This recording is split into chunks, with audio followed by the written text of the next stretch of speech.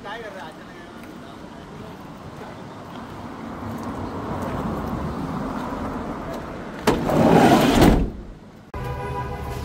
प्रवासाचा तिसरा दिवस आहे आणि नेपाळमधील दुसरा दिवस आहे। तर आज आपण नेपाळ काठमांडू येथून पोखरामध्ये जायला निघाले आहोत। सकाळचे बरोबर 9:15 वाजलेले आहेत। पोखऱ्यामध्ये भरपूर प्रमाणात पाऊस पडत आहे आणि म्हणूनच पावसापासून सुरक्षित राहण्यासाठी त्यासाठी आपण या ठिकाणी रेनकोट घेतलेला आहे। रेनकोट हा रेनकोट घेतलेला आहे 250 नेपाली एनसी करेंसी 250। ओके, तो मैंने चाचा को 500 रुपये दिया, तो चाचा ने मुझे 550 दिया नेपाली करेंसी। इंडियाचे जे 500 रुपये आहेत ते नेपाळचे 800 रुपये।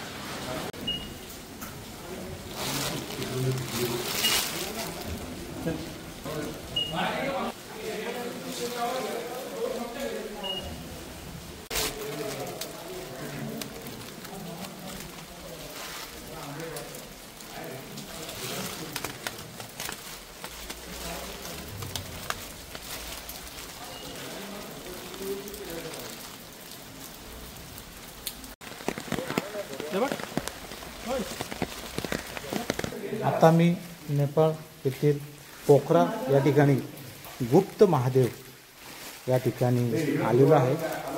गुफा तुम्ही पाहू शकाल।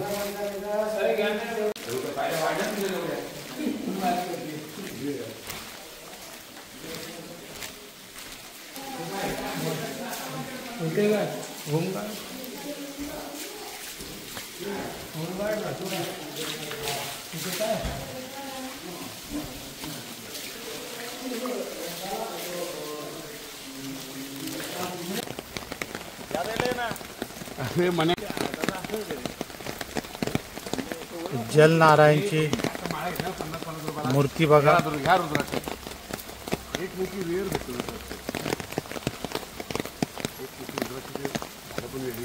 त्यानंतर हे जर तुम्ही बघाल हे रुद्राक्षाचं झाड आहे।